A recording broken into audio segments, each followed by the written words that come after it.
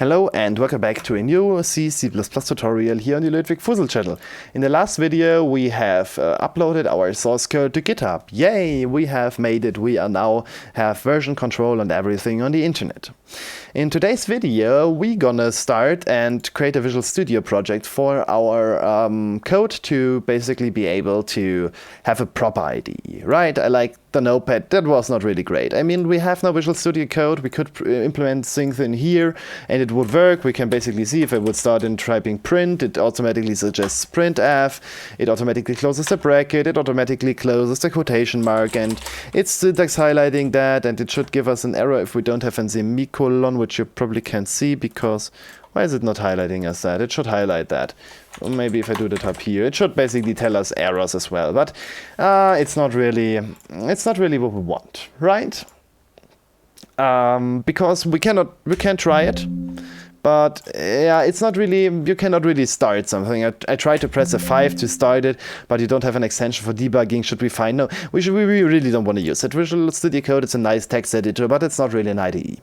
We cannot really debug things. Of course, it tries to be a debugger and stuff, but we want to use a proper IDE, proper Visual Studio. So we want to today just create a project. This is going to be a chill episode because this is going to be very simple and short. All right, so what do we want to do? We want to basically now create a Visual Studio project. How are we going to do this? We open up Visual Studio. Microsoft Visual Studio Community, we already installed this, so let's open this up. Okay, so this is how it looks. As you use Visual Studio, any project, folders, or files that you open will show up here for quick access, but we don't have any. We are fresh. New Visual Studio users. We want to create a new project down here. And now we're going to get a hell of a lot of templates that we can use. And it says recent because I already did that. By default, it should look like something like that. A list of, and it should look something like that. So that is how it should look if you're opening it this the first time. A list of your recent access templates will be displayed here. So, well, we have a hell of a lot of stuff in here. You can see how many stuff is in here. But what do we want? We want to create a so-called blank solution. And now you can basically see if I type this in, the first result that we're going to get is a blank solution. Create an empty solution containing no projects. That's what we want to do. A solution is basically a big folder where you can store many projects. And I want to have one solution for my CPP tutorial to store everything in that. And now we're going to get to something very annoying of Visual Studio, and this is also why we're going to start with a blank solution and then we're going to adapt this. So you want to select blank solution and click next to basically create the solution. Now you want to give the solution a name. I want to give it the name CPP tutorial, the same name that we had in our folder. Now we also want to select a location here, so let's select the path here, and we're basically just going to select here our documents because we want to store it in documents. Or let's actually select our CPP tutorial. Let's select the folder and click create. And here we are, created, and looks nice. Does it really? Let's see that. Let's quickly close this again. We just opened it up, but we want to close it. And, well, it didn't work. It basically spilled out the solution inside of a subfolder. Now we have CPP tutorial, and inside of CPP tutorial we have the subfolder CPP tutorial. We don't want to have this. This is also why I closed this up. So what you want to do is you want to delete this .vs folder. That's not required. You can move this to recycling bin. This is a Microsoft internal folder. We don't need to copy this. We just need to use that one single CPP tutorial.sln. If you take a look at this, it has some stuff in it that we really don't care about, but this is basically the definition of our project. So or our workspace. We want to drag this out just here to nowhere, and then we're going to say do not ask me again and say move, to move this over to our root directory. Next thing that we want to do is we want to delete the folder CPP tutorial, yes, move to recycle bin, and now we have the solution where we want to have it at our root folder. Okay, so now I can click the solution and say, can I not open this directly? I can say open with. Okay, I cannot really edit this. Okay, so to open this up, we're going to use the default Explorer. So let's open up okay, we can actually do this different. You can actually click this, right click this, and say reveal in File Explorer. It will already open this up at the right location. Alright, so now what you want to do is basically you want to double click that one, and now it's going to ask you how you want to open this up. We're going to select Visual Studio 2022 and say always use this app to open SLN files. Clicking OK should now open this solution file again up in Visual Studio, and it does look the same, but it's now in a different location. But Visual Studio really don't care, because the solution file is always like the file to the root location. So the directory where the solution file is in is always going to be the root of our solution. So what we now want to do is we now want to add a project to that. So I'm going to say add new project. And now we're going to get again this window where we need to select the template. And now you basically want to go to languages, select C++, because we want to run C++, and now you have multiple options. Now you would be tempted to say, okay, I told you that we have this console app, runs code in Windows Terminal, prints hello world by default. But we don't want to really use this. We want to you want to never use something down here. You want to, at least most of the time, always want to start with an empty project. So I'm going to select empty project, going to click next. Now you need to give this project a name. Alright, so what was our name of the project? Well, it was 01 Simple C App. So let's copy that name and paste it in here and click create. And boom, annoying Visual Studio. Cannot create because a file or directory with the same name already exists. And this is a bit annoying, but what you want to do is you want to, of course, you always want to use code so that you can see it a bit better. You want to go into Simple C App, you want to click F2 to rename it and just add something like old to it. Right? And now you're going to go back to Visual Studio and you want to click create, and it should work now. I'm going to get to it how we're going to fix this in a second. And now we have our first project, and the first thing that we want to do is, we can actually leave it open now. So now we have that Simple C App directory with some files in here. We have this VCX projects, VCX project.filters, VCX projects.user. And now we have the Simple C App old directory. So now what I basically want to do is, now I want to move my Simple C App.c from the old directory up in this new directory that we just created. And the old directory, which just contains the exe and the obj file, we can just delete that whole directory, because, well, we can always recreate them. Alright, and this concludes everything we need to do. Now we have that inside of here. Now we can go back to Visual Studio, and it doesn't appear here. So one really annoying thing of Visual Studio is that it always want to show you this with these filters. You can see these directories have this little filter icon, like header files, resource files, source files. This is something that Visual Studio really tries to force you to use, but I really hate it. Everybody hates it, actually. So what you want to do is you want to click that project up here, so the 01 Simple C App, and you want to click that button here. Next to this wrench, there is this button, Show All Files. And if you click on that, you're going to see what's inside the directory. Now you can basically see that here is our Simple C App.c, and you can see that it is displayed with this red symbol here, which basically means that it is not included in the project. So you want to right-click it and say Include in Project. And by basically including this into our project, we basically tell Microsoft, hey, this source file is part of our application. And now you can basically see that it is now basically with that C. So it's a C source file. You can also see, if I would now go to Git changes, you can see that it correctly recognizes our directory as a Git repository. So you can see that we have all the directories that we just created. So the VCX projects, the filter, the user file, the SLN file, it's all in here. And also like this .vs directory, but we're going to deal with that one later. You can also see that you can have an insight in this source file by expanding this, and you can basically see inside of the source file we have the main function. Yay, very nice. We can basically see everything that's in here by opening this up, so it got recognized correctly. And now you would be tempted to click on local Windows debugger and try out your application. But no, we're not going to get to that this far. We need to do a bit of project setup, because Visual Studio does some odd things by default. So what you want to do is you want to click that 01 Simple C App, right-click it, and select Properties. So now you're going to get a window where you can configure how your application is compiled and linked. We basically just use the option CL. But actually CL has a hell of a lot of customization options. So if I would go to C++ and then expand that, you're going to see everything that is available. For example, we'll click on all options, you're going to see everything that we can tell the C compiler to use. So there are many settings that we can basically tell the compiler to use. And we can basically customize this really narrow down to tell it how to optimize things, how to the runtime informations and everything. We can basically tell the compiler many things. Same goes with the linker. It's not that extensive. Oh, okay, it's as well extensive than the compiler, but basically you have many options that you can do, that you can add to that linker as well. There are many tools that can help you. Custom builds, there are build events, code analyzers to analyze your code. There is so many things that you could do. But we just want to stick to the general tab for now. And we want to discuss a few things. First of all, I want to discuss configurations. To discuss configurations, you want to click up here on Configuration Manager. This Configuration Manager works per solution. So all of your projects are going to be having a kind of like parent configuration. And the configuration exists out of a configuration and a platform. The platform is where the code can be executed. For example, if I click on here, you can see that we have x64 and x68. The x64 stands for 64-bit and the x68 stands for 32-bit, or better to say, can run on 32 and 64-bit. This is why they kind of like do this like that. So basically, x68, 32-bit, x64, 64-bit. This is basically telling the compiler how that code should be compiled.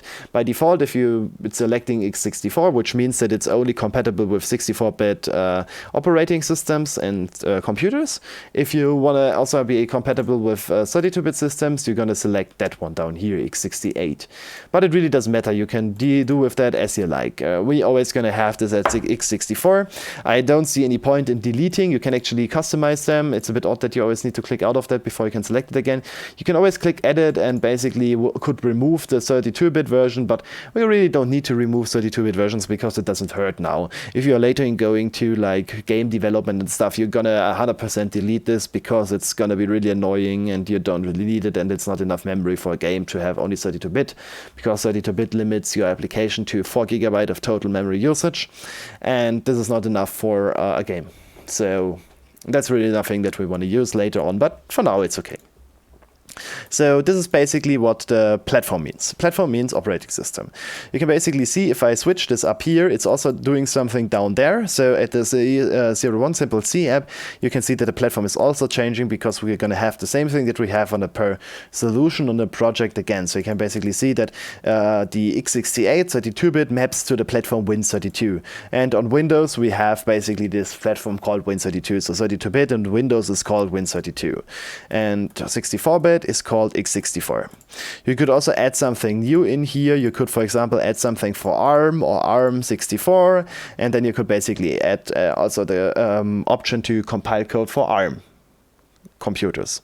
So x64 and x68 is just like Intel processors, AMD processors, like the old Intel standard that Intel invented and now AMD carries on. But yeah, you can basically add different platforms. Later on, if you're doing like game development, you're also going to have options for the Xbox or the GTK-X and the GTK if you are doing this commercially.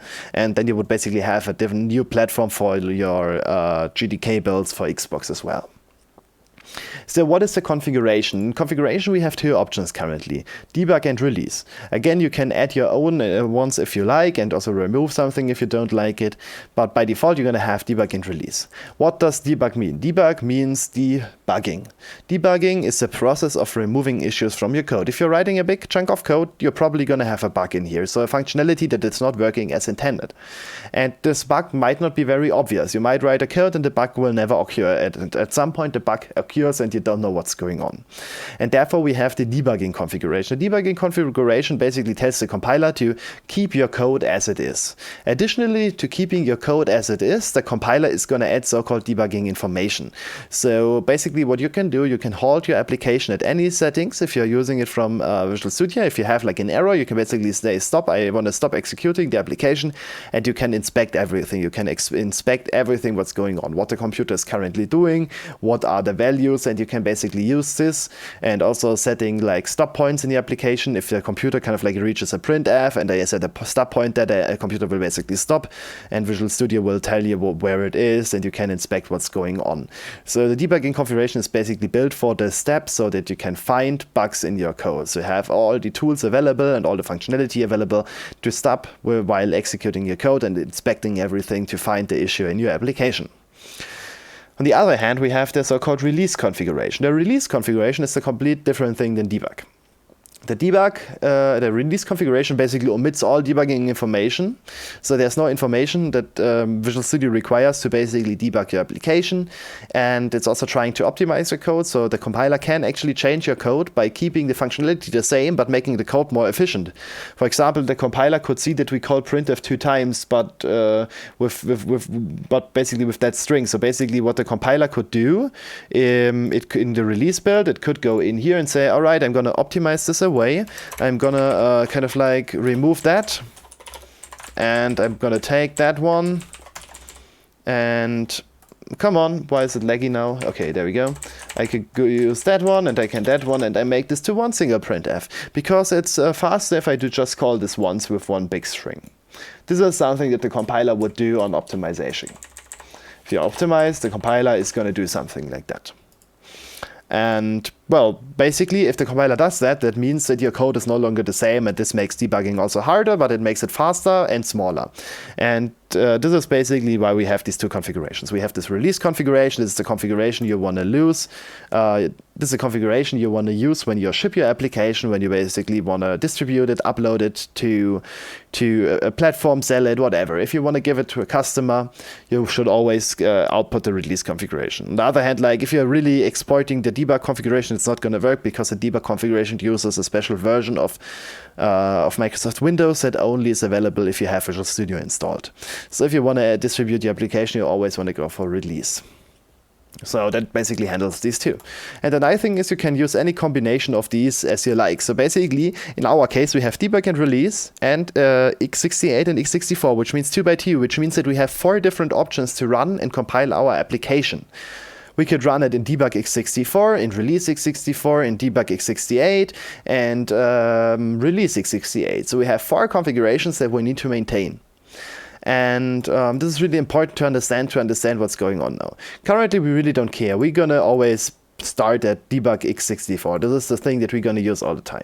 So I'm going to select it here. You can also see debug x64. And now you can basically see that we have some options here. And these options now, and this is the important thing, this is why I told you everything about these configurations. These options that we have here now are currently only applying for debug and x64. So for example, the target name is currently the project name. So if I go to edit here, you can basically see that this is a magic value, this project name is a magic value, and in our case it basically resolves to 01 simple C app, because, well, our project is called 01 simple C app. But if I say, alright, I really don't want to call this 01, I just want to call the simple C app, I can replace this and basically just type in simple C app, press OK, and now you can see that our target name is a simple C app. Now I would say OK, apply and OK to exit out, and I would hope that it works. And it would work, at least as we stay on debug and x64. But as soon as we change something, for example, I want to now go to release. If I now select release, you can see that it reverted this back to the project name. This is because it is always gonna, the settings are always gonna be dependent on what you have selected up here. And this is one of the most common mistakes that people do if they start out with Visual Studio and try to change something here. And even if you are a professional developer, you might forget it at some point that you're gonna get odd behaviors, because you can really change how code compiles by changing settings here. And then you're going to get odd behaviors and mismatches between projects if you have multiple projects in here, and it's going to be a hell of a lot of a mess and hard to debug. So it's always important that you keep these two boxes in mind. And for our case, and probably for everybody else, for the start, you want to select all configurations and all platforms. And by selecting this to all, you can basically set this for everything. And now you already see that the target name has different options. So now what I can do, I can also just edit this in here. I don't need to open this up. I can just paste in my simple C app, hit apply, and now it's going to be there for all configurations. So if I would now maybe go back to debug, x64, it's simple C app. If I go to release, it's simple C app. If I go to Win32, it's simple C bug. Back to debug, it's still simple C app. So that is just an important thing that you need to keep in mind. Another thing, the most important thing that we need to change is these two: output directory and intermediate directory. So you can see that they are already by default having different options, and this is something that I really hate from Visual Studio, and also the idea how Visual Studio is going to place this code. Visual Studio is going to do this similar than CL did it. Visual Studio is going to spill out your binary data inside of the project directory into subdirectories of the project directory. But as soon as you're going to have multiple projects that need to interact with each other, this is going to break.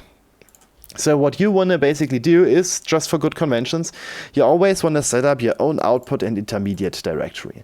So we're going to go on output directory and we're going to go to edit. And what you want to do is you want to first, let's just start by making this completely blank. Right, so now you want to start in typing some stuff. And how do we know what we want to type? There are so-called macros in here. If you click on that, it's going to expand this and show us a list of macros and also a search box, and I can search for that. So basically what I can do here, I can add so-called magic path. So if I would search for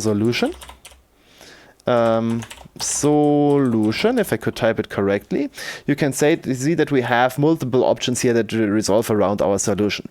For example, we have the so-called solution directory. The solution directory is our root direction, the root directory where we have everything stored. So our root directory here's the solution file.sln from Visual Studio.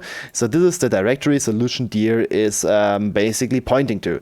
And what you always want to do is you want to have this as the first option, as the first parameter. You want to always start at your solution directory. Right, so this is the first thing that you want to do. So now where do we want to have our binaries? I like to have them in a subfolder called build. So I'm going to just type in build, add a backslash so that we are inside of our build folder. Now we need a folder that depends on our configuration and platform. So what I like to do is basically at the platform, so platform, want to search for platform, and now you basically have a hell of a lot of options that you have, and I want to basically select that one, the platform short name. The platform short name is always going to be this x68 or x64. So I'm going to double click the platform short name, and you can see that it's now going to be placed in here, and you can now see that the current directory is the simple C tutorial build x68. And now what I want to do is I want to add a dash, which basically indicates that this is kind of like a separation character. We always used the dash previously, also in our solution name, so in our CCP tutorial. And now after that I want to have the configuration. So I'm going to search for configuration. What do we have available? Well, we have configuration debug. So very simple, just add the configuration. So now I can see subdirectory is built x68-debug. Okay, that's correct.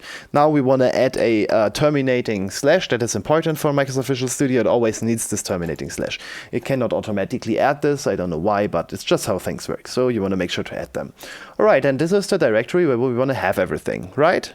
No, actually I forgot something. I want to basically, after that build, I want to have a directory called bin for binary, where all of my binary data is going to go.